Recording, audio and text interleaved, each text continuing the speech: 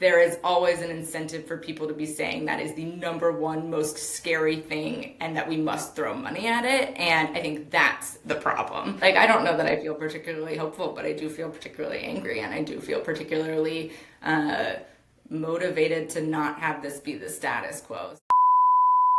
You're listening to Always at War, a show about why America is always at war. We are made possible by the Quincy Institute for Responsible Statecraft, a think tank devoted to building a world where peace is the norm and war is the exception.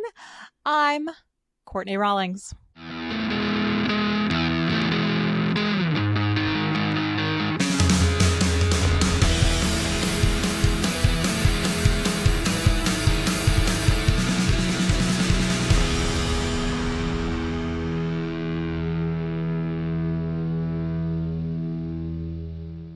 So today we're talking about the stock market.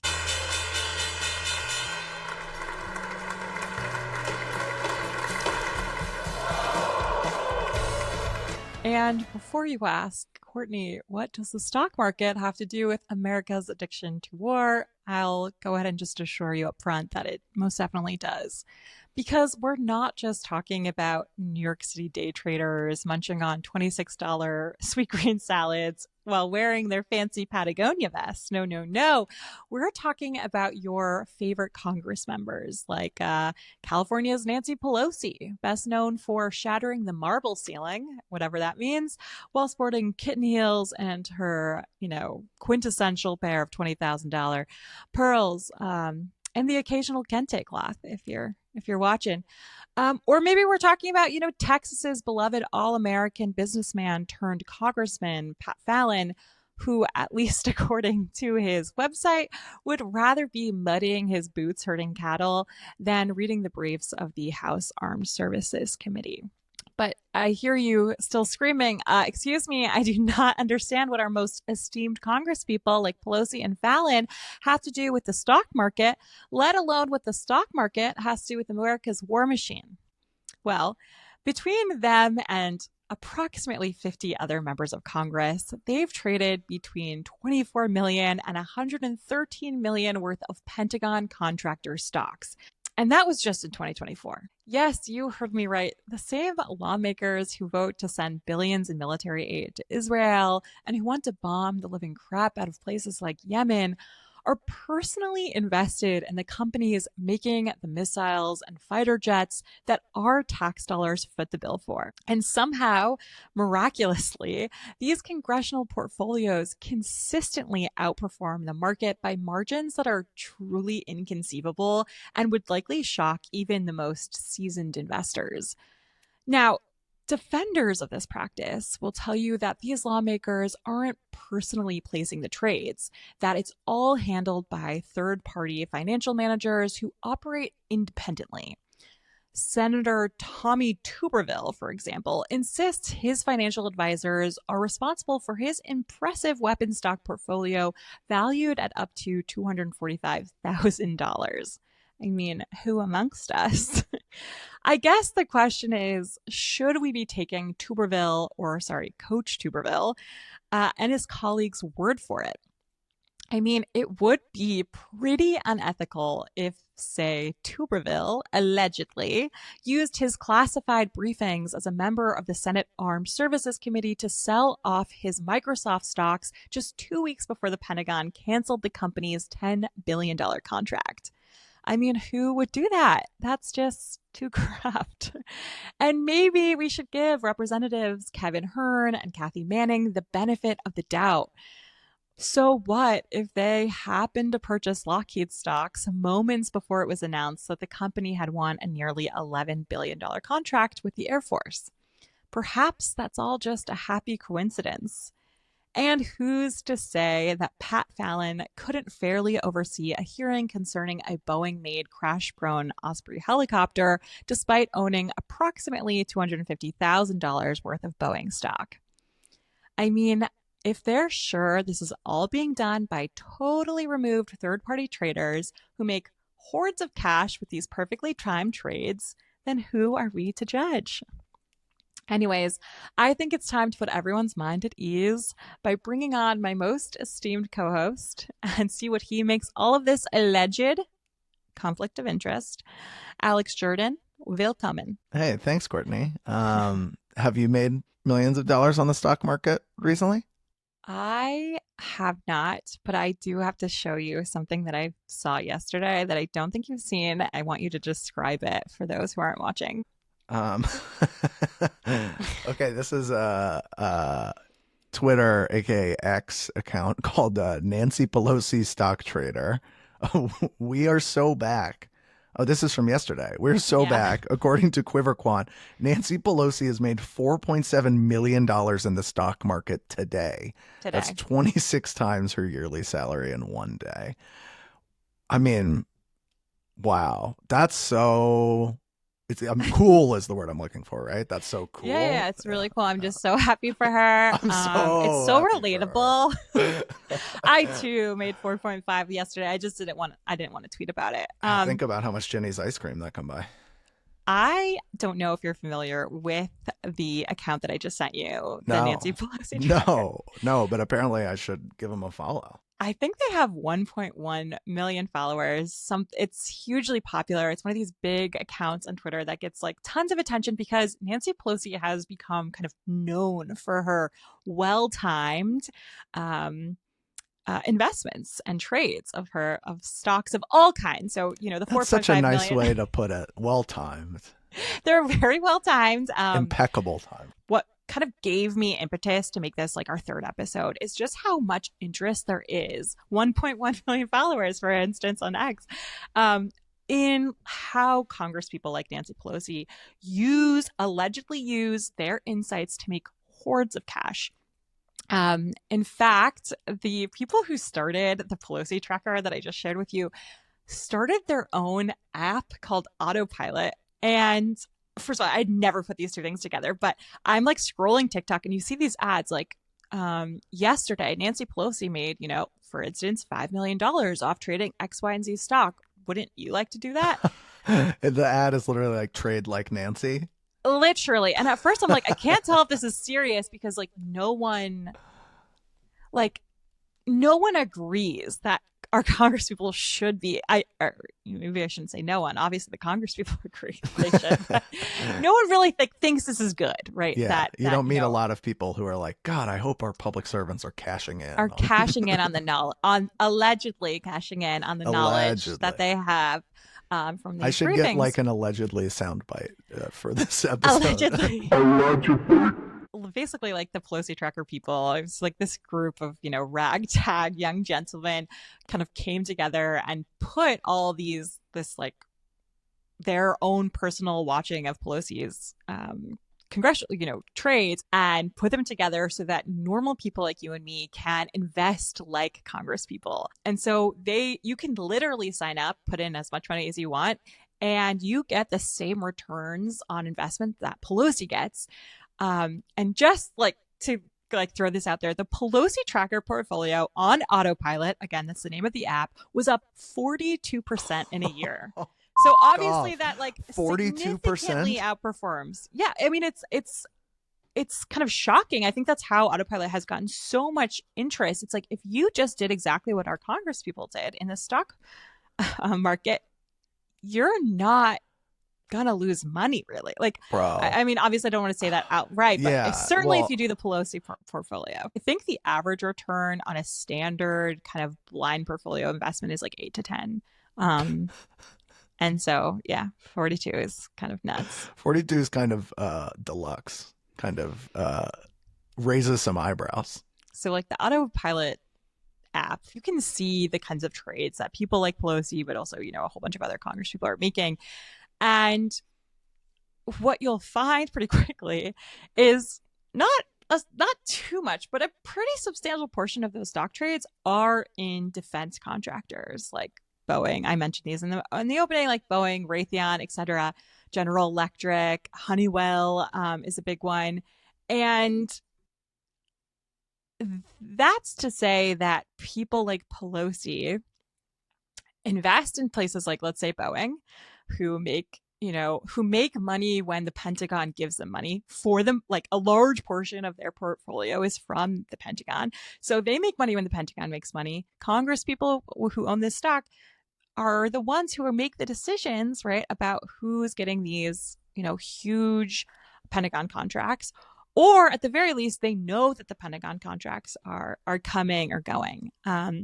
And so obviously that doesn't mean like that their like financial investment is like the direct reason for endless wars, but it's not part of the equation. America's the world's #1 arms dealer by like a mile, like far more than any other country. Washington sells arms all over, and we sell arms into something like 2/3 of the world's conflicts on one or both sides. There are instances where we're selling weapons to two sides of the same war. So like the business of America abroad and the industrial business of America at home, because we don't make a lot of stuff still, is weapons. Yeah. And so if you sit on a committee that's like determining America's military strategy, and you have like massive investments in America continuing to buy and make and export a load of weapons, then like what is, or we're just hoping that somewhere deep in your heart you find the conscience of like maybe America like shouldn't be sponsoring and fighting and intervening in wars everywhere all the time. Like we're just counting on like them having a Grinch moment, I guess, where their heart grows like 4 sizes and they're like, oh, like this is all really bad. And whether or not it's conscious or not, right? Like whether or not like they know that their heart is like has shrunken, right?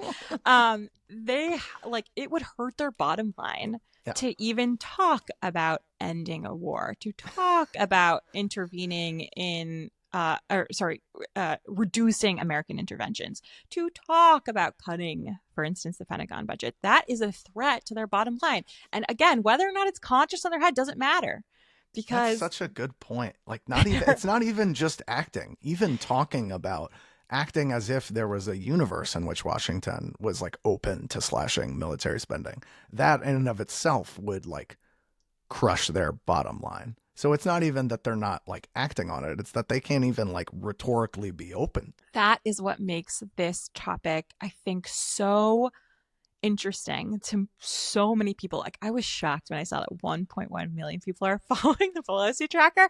I mean, I think like everyone kind of knows, but like people are so like kind of grossed out that our Congress people are able to make money so blatantly off the backs of, the votes that got them there. So blatantly off the information, allegedly, that they hear in these briefings. Look, we're going to have to devote 10 episodes, 20 episodes to the weapons lobbies in DC. But I don't think we can jump into this episode on like individual members' personal financial incentives for waging war without highlighting like a little bit of sort of the structural incentives that are put in place by the arms companies, right? Like these arms companies want to make sure that members of Congress see it in their political interest to keep the endless cash for more war spigot going, like the arms industry.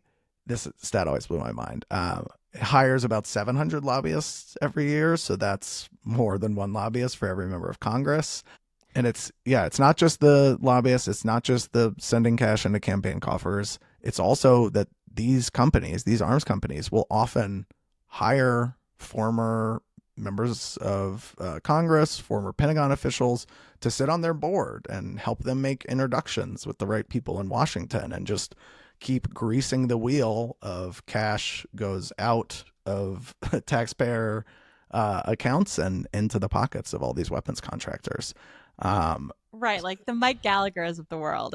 Is that right? Like, is he Palantir now, or he's making money? Yes. If Nancy Pelosi is making whatever 180, he's making tons. He doesn't even need to invest, but he is. I mean, and like, name a former member of Congress. Name a person that you see on cable television. Like a lot of them, particularly the people on cable television talking about foreign policy, like sit on the boards of weapon companies.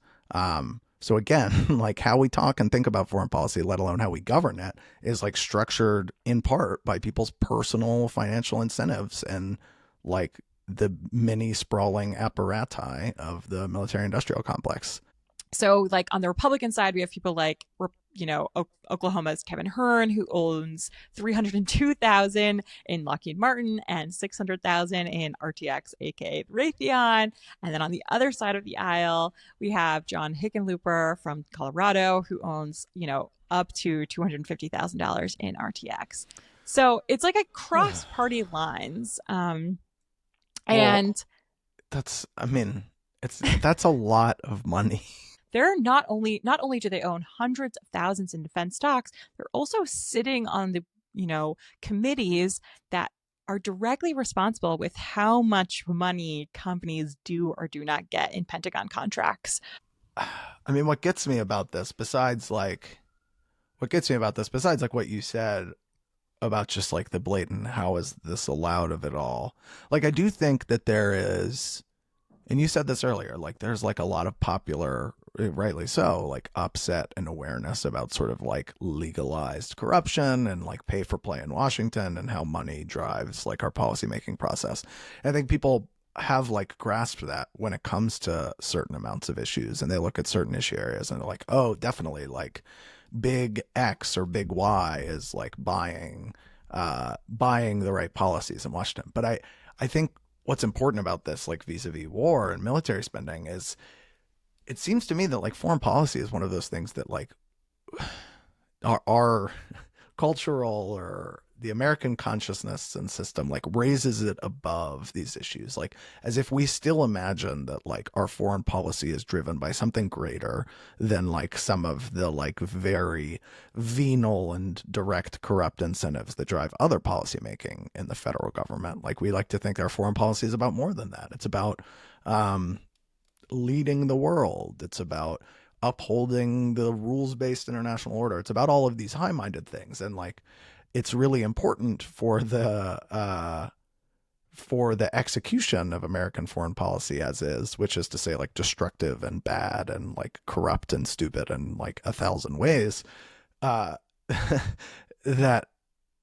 our military spending and our foreign policy not be looked at as like structured and responsive to and corrupted by like the very same influences that exist in every other sector of American political and government life.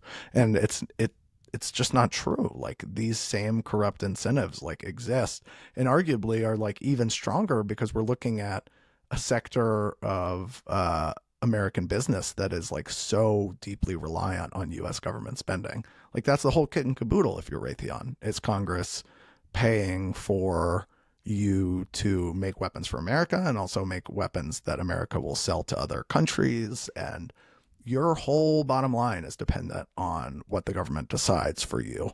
Therefore, you sure as hell better be investing in lobbying and in sending money to their campaign and making sure you can get a meeting with the right person. If our tax dollars, a ginormous portion, I think like on average, like over $3,000 of everyone's tax dollars go to the Pentagon, something like that.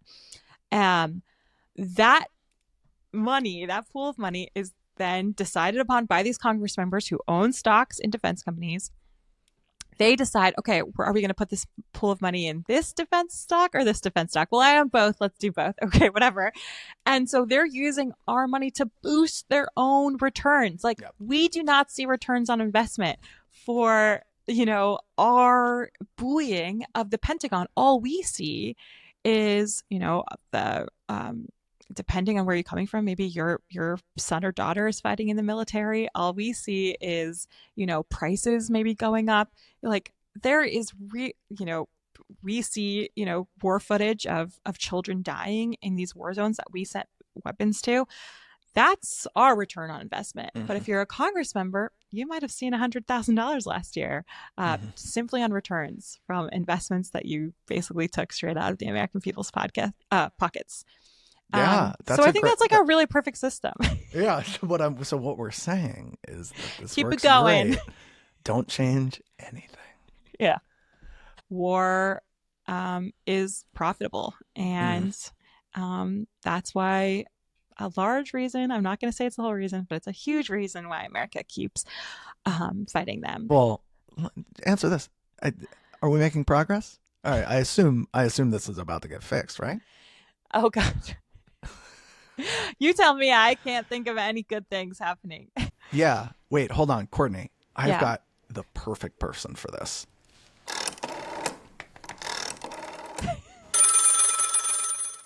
Hello? Savannah? Hey, Savannah. This is Alex Jordan with the Quincy Institute. Do you have a second to talk? Yeah, let's talk. What's up? Okay, so I'm with my friend Courtney Rawlings here. Courtney, meet Savannah. Savannah is the People Over Pentagon advocate at Public Citizen, and she is a rock star when it comes to all things about, reducing military spending, reinvesting in domestic priorities, and the human needs that Americans have. Welcome, Savannah. Thanks for joining. Hey, Courtney. Thanks for answering the red phone. Yeah, anytime.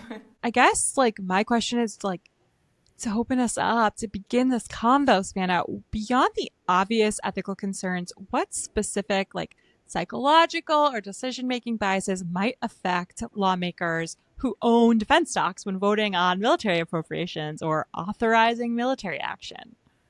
I mean, it's hard to say, putting the obvious aside, because the obvious is the biggest thing, right? It's money and it's profit.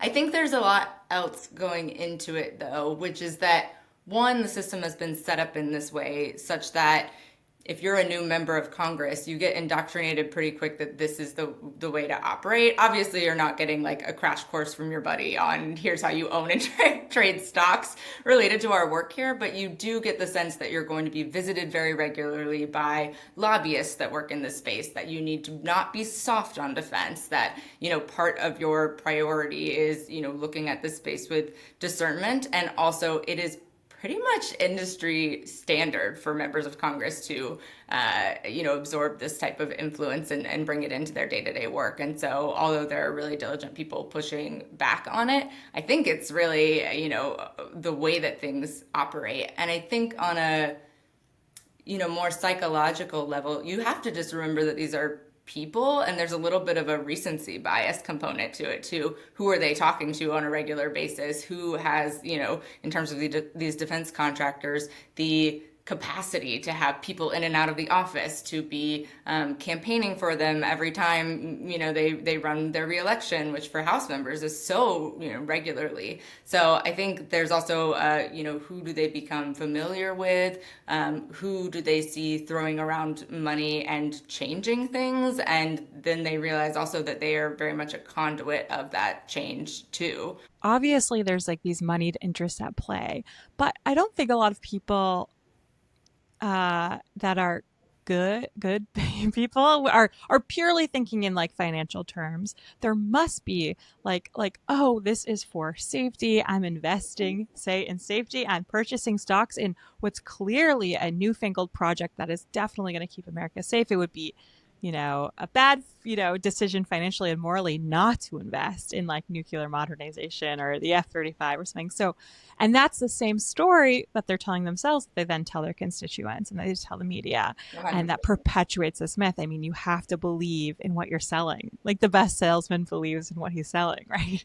And I think that it sounds like what you're saying is that sales pitch gets internalized and then is repeated by our representatives. 100%. And I think the national security through line is a really tough one, because sitting at a dinner table, no one's going to say, yeah, I know better than my elected representative about what's good or not for national security. They assume that elected representatives who are in power, who are getting confidential briefings, or who are closer to Pentagon operations are going to do something that is strategic. And so it almost becomes this conversation that ends before it begins, where they assume, actually, these people are elected to represent me, and how would I possibly be making decisions at that scale? When really, I think some of those questions are not being asked, right? There could be a moment in that lobby meeting, or there could be a moment on the floor when some sort of plus up for Pentagon spending is being proposed. And we do have some champions who do this sometimes, but where they say, do we need that? Is that the most cost-effective way we could be doing that? Are we certain that that's the one way to meet that objective? And even, and this is my personal opinion, that's, far removed from some other people who work in this space, but is that objective even valid? And I think that is another thing too, is you don't have people who are poking holes in what are very obviously corporate talking points. And so I think that's the hard thing too, is that you find it hard to dispute it on a day-to-day level. And that's why I think the work of, advocates in the space, analysts who are really asking those questions is so essential, because without that, you don't have a single counter argument in rooms where you really need one. I just going off that, Savannah, that's such a good point. But then it got me thinking about people like Tlaib, for instance, who does push back on some of those kind of, do we need this ginormous Pentagon budget? Should Congress be trading defense stocks, for instance? And it's no kind of surprise that the very few Congress members who very occasionally do push back on weapons systems modernization projects or, $1 trillion Pentagon budget also happen to the people who may not have vested interest in those corporations.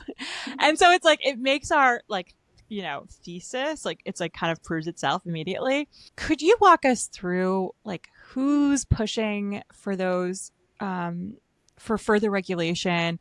What is the Ethics Act? I remember seeing that floated around. Yeah, I can give you the preliminary lay of the land, and then there are certainly people who are experts who can do deep dives. When I was first approached, we've worked closely with Representative Tlaib's office on I believe it's Stop Politicians from Profiting from War Act. But that bill, I was raising it with some of my colleagues here at Public Citizen, and they were saying, oh, this is in the concentric circles of what different regulation efforts are, that one is soundly nested within the broader Ethics Act. And so that's how I always am trying to think, what are the layperson's terms for this? And so the Ethics Act is, in general, a ban on elected representatives holding stocks. Just in general, it is something that shouldn't exist. Were we to remove that, it wouldn't be lifelong. It would be while you're in this position. But while you're in this position, you will be clouded from having a financial invested interest in whatever happens to these companies and their stocks. And so because you have that elevated position, you should not be holding stocks or actively trading stocks during that time period. And so what Representative Tlaib's bill does is say, and there's a specific invested interest in banning members from having defense stocks. And so really that goes to some of the examples that you were giving at the beginning of our conversation, which are the House or Senate Armed Services Committee gets a privileged briefing about something, and all of a sudden people are offloading or onboarding Lockheed stock. You saw this actually in examples that were not just defense, but were related to kind of national security information at the beginning of the pandemic in 2020, where you saw a lot of different examples, many of which were pointed to and not, many of which had things done about them, but where, people learned about things like virtual Zoom I don't think it was Zoom, but, virtual platforms for things that, as it was becoming increasingly clear that we were going into a pandemic, members of Congress were investing in, because they knew that would absolutely rise in demand and in necessity for the American people. And I think that's the same with weapons manufacturers. But the tough thing is that there is more of a gratuitous and reinforcing cycle when it comes to war, because basically, entities in the U.S. government have a more direct say-so over what we're going to do in terms of, war fighting or responses or investing in certain capacities. And so you get members who both, have stocks in these companies, know that this is the year that we might, do a new contract for this particular type of plane, and all of a sudden they're investing in that company, right? So I think the actual connections can be a lot tighter and a lot more harmful when it comes to defense, because it is one area where, one, it's life and death. In many of these situations, I'm almost certain that, Representative Tlaib's impetus for putting this out now was also related to the war in Gaza, and the ongoing genocide, right? But she was really thinking about the fact that she was seeing this type of profiteering underneath American foreign policy, in our response to crises around the world. But not only that, I think she, was just addressing what is a true connection, which is that defense is a place where this happens in a much tighter and more dangerous feedback loop. A quick fun fact, I think the most commonly held congressional stock is Honeywell, which is not a defense company I was super familiar with, but I think it's become more and more appealing stock-wise because they create essential parts for the JDAM that we continue to ship and share to Israel for their war on Gaza. So that's just a little confirmation of what you were saying, just how nefarious defense trading in particular can be, not to undermine, right? Like the defense briefings. I mean, the briefings that Congress people got about the pandemic that they, of course, used to their advantage. Not to undermine those, but there is something grotesque about the buying and trading of defense stocks. Well, and to add to that, you can see, I think you made a really good point when we started talking about people don't necessarily see themselves as like profit hungry villains using their representative position to be greedy. I think it can mission creep into that, honestly, to use a DoD term. But I think what they start to think is, okay, well, if we know that we're going to need to produce this many bombers, or we're going to, really reinvest in our shipyards this year, then I know for sure that these three companies are going to be involved in the shipyards. That needs to happen, right? It's couched in need. It's couched in the legitimate, in their view, reason. And then they say, okay, well, if that will happen anyways, then this is a sound investment. In the same way that someone could say, I just really knew that Microsoft was going to take off. And if that was really going to take off, it makes sense to have stock in it, right? And so I think it's also, someone's not thinking, oh, yes, war is going to happen. Like, we're going to contribute to the, escalation of crises around the world and the U.S. building up its empire machine. Like, no one is thinking about it like that. Everyone is thinking, I know we hope they're not coming. This is I should not say no one. But I wouldn't think like that. yeah.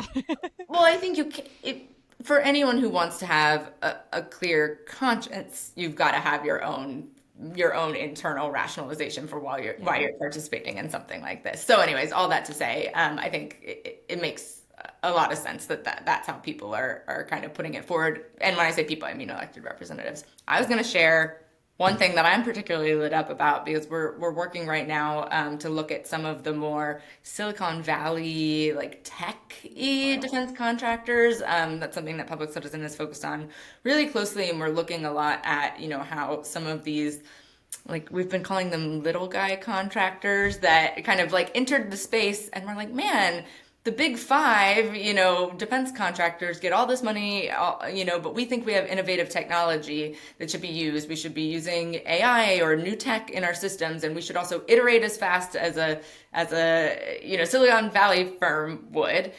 We should come in and shake up the defense industry and get some of that Pentagon pie. So this has been kind of a new wave of contracting that is not just your traditional, we produce these weapons, we produce them on 5 to 10 year contracts model. Anyways, some of these companies in particular had enormous stock increases after this most recent election, to the point that it is almost astonishing to behold. We were just looking at some of the numbers, because I was even seeing, and I am not a stock trader, but I was getting like sponsored ads saying like, now is the time to buy. Palantir went up by this amount. So we were doing a report at Public Citizen, and I just went and pulled some of the numbers from that immediate, period right after the November 2024 election. And in the 3 weeks following, like election day, basically calendar map out 3 weeks, stocks for Palantir went up 50%. It actually made that specific jump, that election related jump, made the two founders of Palantir billionaires. They were not billionaires before, and they became two of the world's newest billionaires from like the tether to the election. And of course you could say coincidental, people are predicting the stock market. God. Like it just seems like it's a better environment for them. But I think we have reason to believe Palantir knows that it does better. Like when certain electeds are in office, Palantir knows that it may be more likely to get certain contracts given the way that certain elected representatives talk. So I think these things are also not one-off or coincidental. I think they're established over a long period of time. And sometimes the way that our politics play out and the way that our elected representatives are shifting can mean pretty significant things in the corporate side of the space. I'm sticking to Silicon Valley for a second. They're not the first people to promise to remake war, right? Like during Vietnam, it was the electronic battlefield. During the global war on terror, it was over the horizon counterterrorism and drone strikes.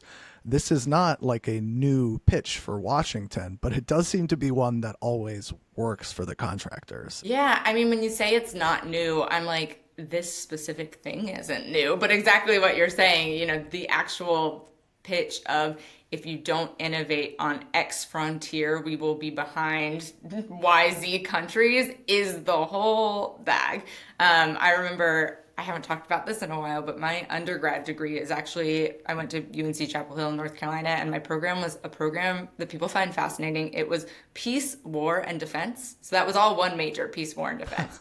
There was kind of this joke. At the time, I was way more in the humanitarian, human rights, anti-genocide side of things, and I've kind of moved over into anti-militarism. There was kind of a running joke in that program, which was like, are you a peace person, a war person, or a defense person, right? Because like the peace people were all going to nonprofits or humanitarian orgs, you know, war people were like, you know, about to become, you know, military historians or join the military, you know, go to officer school, and then, or I guess vice versa. It's really what tax bracket do you want to be in? Yeah.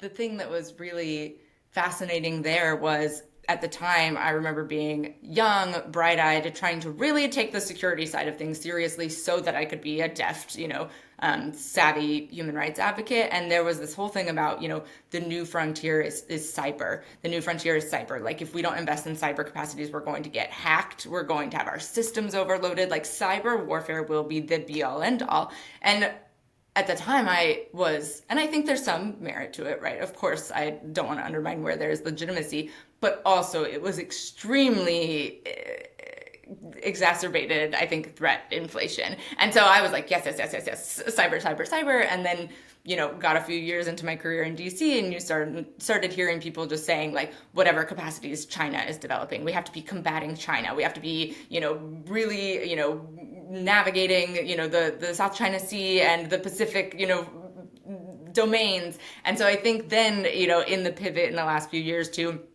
AI is the future. If we don't have autonomous weapons, other countries will develop autonomous weapons and use them against us. We have to have counter capacities. We have to have drone swarms. We need them yesterday. And don't worry about how we'll regulate them. We just must produce them. I think that is the current thing that is being discussed. And while, again, maybe there is some truth to the fact that that is where weapons development is headed, I think there's also a real issue with the United States basically talking about these systems as a must-have in a way that becomes a self-fulfilling prophecy. There is always an incentive for people to be saying that is the number one most scary thing and that we must throw money at it. And I think that's the problem. Just the self-licking ice cream cone nature of this thing, the way the self-perpetuation. It also reminds me of like the nuclear policy, right? Like we are under the Sentinel program doing this nuclear quote unquote modernization effort that really means spending just gobs of money on investing in new nuclear weapons. And that's other countries see that has a feedback effect that they say, oh, okay, well, the U.S. is further building up its nuclear arsenal. We should probably do the same. Yeah, I think the nuclear space is a real illustrative example of what's happening now in the autonomous weapons space, regardless of what they're saying about the utility or the need for these weapons. It's going to be used to give the Pentagon more money, and we're, you know, rocket launching towards $1 trillion Pentagon budget. But as we got into the weeds of that, it's fascinating to see just how quickly the goalposts shift in terms of what is permittable, what the US can develop, like what we need, what is escalatory and what's not. We were looking at the replicator program, which I won't spend a ton of time on, but essentially it's the Department of Defense's program under Biden, actually, and the Deputy Secretary of Defense, Kathleen Hicks, put out this program that said we need to be creating essentially low-cost, highly replicable drone weapons, but we need to be doing it quickly, and we need to do it within the next 2 years. They put $1 billion towards it, and they said, look how we can solicit contracts from these firms, contracting firms, and get this technology produced way faster than before. And so when we were looking at this, there was a lot of question of like, oh, okay, and is the US developing through Replicator weapons that will be empowered to kill? Like, will they kill on the battlefield, basically? And when pressed on this, right, even in in an event or in a speech that Hicks gave, she said they can do a lot of things. They'll be empowered to do a lot of things. We can use it. We can use the AI systems to batch process intel. We can use it to identify targets. We can whatever. But there was no commitment to the fact that the U.S. wouldn't use autonomous weapons to kill. There's been a big push. There's been some iteration for the fact that the Department of Defense has a directive that says that basically a human operator, well, it said basically a human operator would need to be in the loop of any deployment of this weaponry. But then they removed the word human in front of operator. But because it was a DoD policy, they just were able to take it out, right? And so I think these things have evolved over time. And, one final point taking that home, Palmer Luckey, the CEO of Anduril, which is one of the big companies doing this Friend stuff. of the pod. Yeah. He has given all kinds of wild sound bites on the development of the technology at Anduril. But just recently, he was giving a speech, and there was a quote of him saying, well, Pandora's box has already been opened. I was like, well, who opened Pandora's box, right? So I think it's also, the evolution of the last few years of saying, will we even have this? Yes, we need to have this program. We're going to develop it, but no, it won't be used for that. To basically some of the things he's said, which are like, yes, I'm the CEO of an autonomous weapons company. We need to develop a warrior class who's ready to kill, right? Like the escalation from those things is very quick, can happen overnight. And I think you just need one person almost drinking the Kool-Aid of 100% we should be doing this thing. And it's a national security imperative to get the money flowing, get the systems created. And who knows what comes next, right? We were talking about this kind of like a little bit, but one of the ways that we see this kind of military creep, or the contractor creep, whatever you want to call it, is through political donations. These contractors donate hordes of cash to politicians. And in fact, I think you co-authored a paper on this for Public Citizen in 2022, showing that like how kind of direct, allegedly this this kind of quid pro quo process can be. So you noted how the military industrial complex gave members of the House and Senate $10.2 million. And what do you know? Those same actors kind of turned around and increased military spending by $45 billion. I guess this raises to me a number of questions about like how this works, and you've already touched on a lot of those. But how do you think these arms companies kind of understand the purpose of these donations? When the industry gives, for example, $532,000 to the campaigns of PACs of Senate Armed Services Committee Chairman Roger Wicker, what do they expect to get in return? I think what a defense contractor is thinking they're getting when they donate to a campaign is an ear. And I think maybe the question is also, what do they think they're giving or doing when they do that? And I think it's like putting a hand on the shoulder of the member. So like, I don't know that money is like buying out the member or winning their election, right. But if they get a little nudge, the maximum contribution from 7 defense contractors that have some sort of presence in their district, or don't, because they don't have to have a presence in their district, right? I think they just think about it and they say, oh, I maybe got, a few donations from individual advocates who are concerned about the military industrial complex, but I have this kind of pat reminder that like the industry exists and the industry does shine, favorably upon your votes. But that might not always be the case. So I don't think I could be wrong. I'd love a member of Congress to tell me that it does make or break them, because actually that would be a challengeable amount of money. But I think the true thing is that it's a reminder that there is a much bigger machine and a much bigger industry that is watching them. Like, I honestly think it's a little bit like the eyeball emoji of just like, we are here. We are watching you get elected or not. I like this eyeball emoji of it all. Like, yeah, we're here. Also, like, reminder, like, I think it is kind of a reminder. We're one part of like a much bigger argument. Will you have an open door policy to us? Will Yes. you listen to our arguments? We have great reasons for you to invest in our stock portfolio. And of course, right, like if you're open to us, we're open to you, i.e. revolving door. And I guess that's just truly what this podcast is about, right? It's like all those the confusing and conflicting things. And then and it sounds like that's just one of them. Yeah, I think it's like a favor. Like I think sometimes when you think about these large scale dynamics and how they're playing out, I often just try to think about how would this happen in like an interpersonal dynamic? How would this happen? Yeah. And I think it's like, if you have a rapport that is reiterated and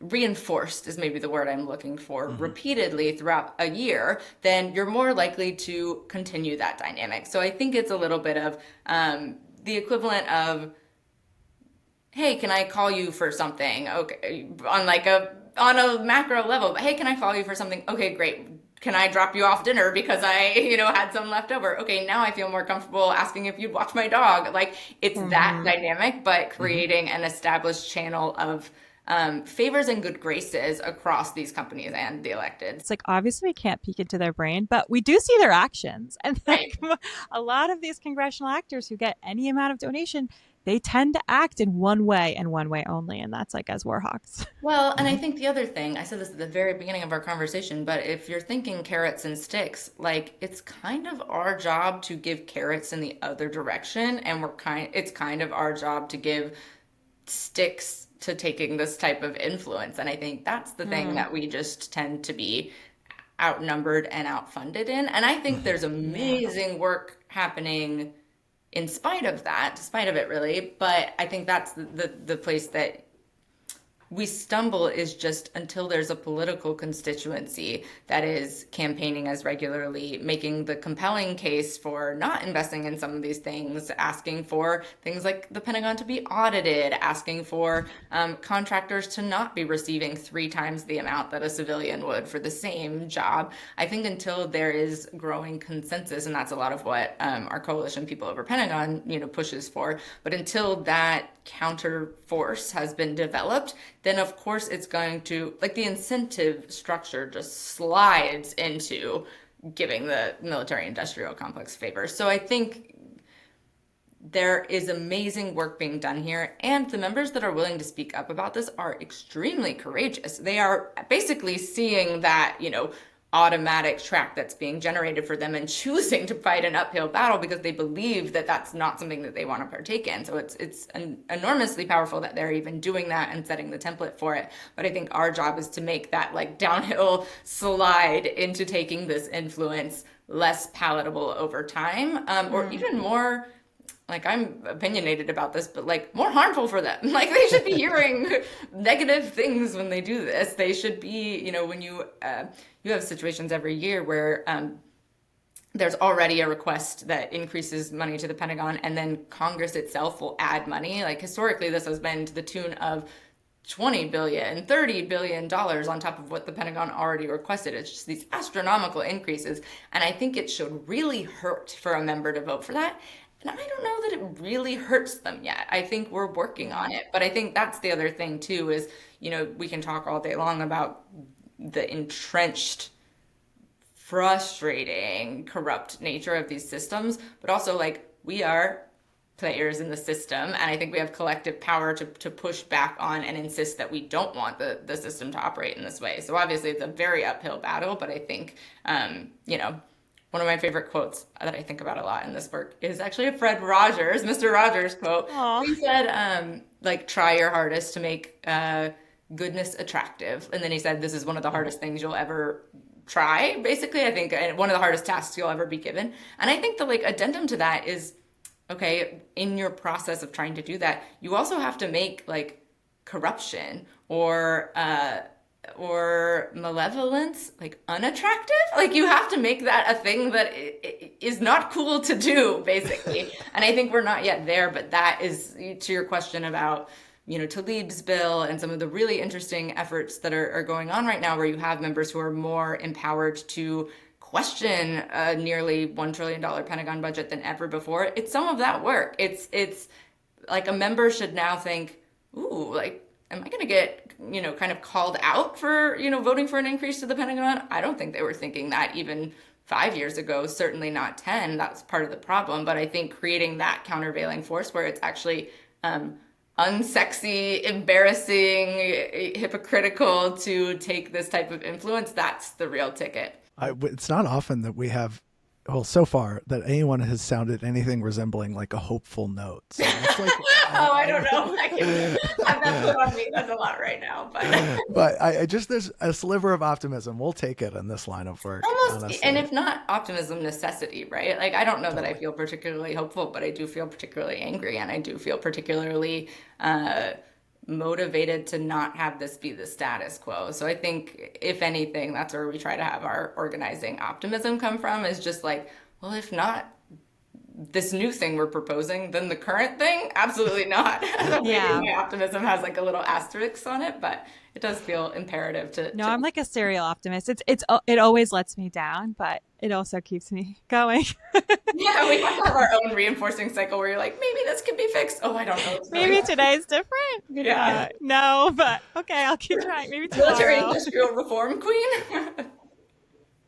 Something I find fascinating is the mystification of foreign policy. And I think you got at it a little bit earlier. You were talking about, regular Americans reading the news. When it comes to do we need the literal combat ship, or do we need this other kind of I get why people are well, that's something that my member of Congress probably understands better than I do.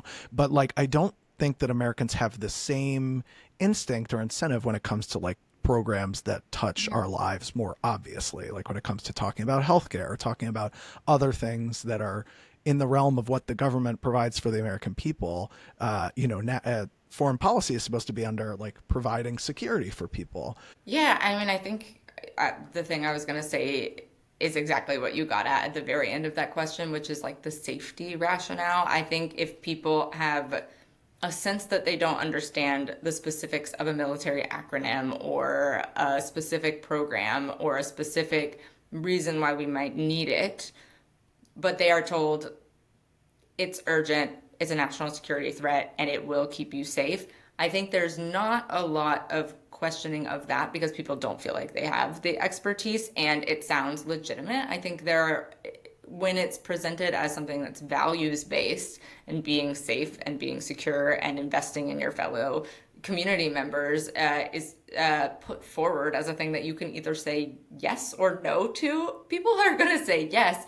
But I think you've seen a lot of interesting things with the military industrial complex in the last few years where when you start framing it in a more trade-off oriented way. So I talk about this now. There were some really interesting polling questions done by the Federation of American Scientists a few years ago. It's actually a little bit older, but they asked specifically, of all of these items, what would make you feel more safe, or what would you rather see invested in? And when it was a list of things, right? Because if someone's given a leading question, do you want to be more safe? yes, no, they're going to say yes. But if you were ranking them, it was things like investments in healthcare. It was a sense that there was like national unity across political divisions. That was, vaccines and protections from COVID at the time. The military investments, all three of them were dead last in that poll. It was like Wow. Increase in nukes, like just adding to the Pentagon top line and something else. But I think it's all about how you're talking about it with people. And so I think it's not unintentional to frame things that, war hawks or Pentagon officials or some of these members themselves would like to get funded as, an absolute yes for national security. And I do think people get kind of thrown off the, that's not my expertise cliff. But when you talk about it as an everyday choice about how to spend their taxpayer dollars, that's when people get really animated and lively and would rather see other choices being made. And so I think it's the job of the intermediaries, the communicators, the advocates to be translating that lack of, foreign policy being in people's everyday vernacular into, no, this is for you. You should have an opinion on it. And it's as easy as, and then laying out some of the options, because I think when it's put into that context, people don't feel like they can't have an opinion. And that is really important on this issue. We just had a good, this makes me think about, we had a good example of one of our champions on the Hill this week having, I guess it was last week, but having an interaction with someone on the budget committee. So it was Representative Ilhan Omar, and she was saying, I think it was a hearing on the fiscal state of the nation. And she was saying, if we're going to talk about the fiscal state of the nation, can we please talk about the Pentagon? Because it is wild to not be talking about the fact that so much of our budget goes there. We're not really talking about the fact that it fails its audits. Like, do you think, basically, and was asking these witnesses that would be a place to go if we were concerned about the fiscal state of the nation? Had this great interaction with the witnesses. And then actually the chair said, I'm actually going to use my, he was not slated to speak, but just kind of gave a comment after the mic was handed back and said, I'm actually going to use my, authority here to say, I agree with Miss Omar. And, I can hear, he's made a quip, but I can hear, new primary challengers growing as I say this, right? But he said, it's, common sense, and we have a duty to be discerning about the way that we, spend. So while we might not agree on nearly anything else, like, you're making fair points about the fact that we need to be spending discerningly on Pentagon and that it's quite high. Savannah, this has been just such a pleasure. I feel like I've learned so much in this short time here. But where can our listeners learn more about the great work you do? Where should they follow you? And you can follow me on most social media platforms. I am unfortunately still on X and have transitioned over to Blue Sky too. It's all Savannah E. Wooten, so just my name with my middle initial. I think the other thing is just we're doing a lot of interesting reporting right now. We're about to come out with a few pieces with the National Priorities Project, who's an incredible partner to us, about some of the trade-offs inherent in the reconciliation bill. So if people are interested in kind of seeing the breakdown of the military spending in that bill and how many people you could keep on Medicaid or SNAP for that money, we're going to be putting out a report probably in the next week on that. So keep an eye out. We'll also be doing some general public citizen engagement around the Golden Dome and why that is a folly from the get-go. So you can also just check out all of Public Citizen's social media. We've got TikTok, have statements that we put out. We're often in different articles quoted on things. So Public Citizen is your place to look for all things Pentagon budget. Awesome. Savannah, you rock. Oh, it was so good to chat with y'all. Thank you.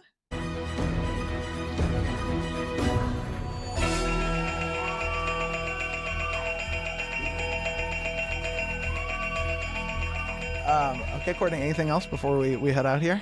Oh, gosh. Well, I just feel really poor, I guess. That's my takeaway of all these damn episodes. Run for Congress, man. That's honestly, now I see the incentives. You'll be hearing about it more in our next episode where Courtney will be announcing her campaign. The platform. No more men with open-toed shoes. You gotta stand for something. You gotta stand for something. Or you'll fall for anything. Well, if you stand for that, then I don't have to stand for taking down the military industrial complex, because that sounds hard and boring and sounds like I won't be as rich if I do that. Let's start with open-toed shoes on men. So we'll focus on the shoe. Yeah, let's start. Anyways. Okay, perfect. Well, on that note, guys, let us know in the comments what law you are going to pass when you run for Congress. Will open-toed shoes still be allowed on men? I kind of like open-toed shoes. We're going to have to return to this later. That's gross. I know. That's wow. This is the last episode of the podcast. Goodbye, friend. So yeah, folks, don't forget to follow the Quincy Institute at Quincy INST on YouTube, where hopefully you're watching this, or Twitter, Instagram, TikTok, you name it. We're out there. And speaking of YouTube, please like and subscribe to our YouTube channel. It really helps if you're listening on one of the podcast apps right now to please let us know what you think about the show. Leave a review. We recommend 5 stars for being perfect and lovely and beautiful and wonderful and all the things that we are. And yeah, I mean, I don't know if you like the show, if you're in a giving mood, like, consider supporting our wonderful benefactors at the Quincy Institute. Go to quincyinst.org/donate and make sure you let them know that we sent you and that you want to, I don't know, Courtney, what do we need? Like, you want to pay money so that Courtney and I can get a bunch of costumes and props, right? I would think so, / keep this show going at all. That's what makes this show possible. So while you're there, poke around, learn a lot more about all the great work that our colleagues are doing to help imagine a world where peace is the norm and war is the exception. Last but not least, find Courtney and I on Twitter, aka X, at Alex Jordan ATL and at CK Rawlings. That's it from us, folks. Thanks so much. Peace. Peace.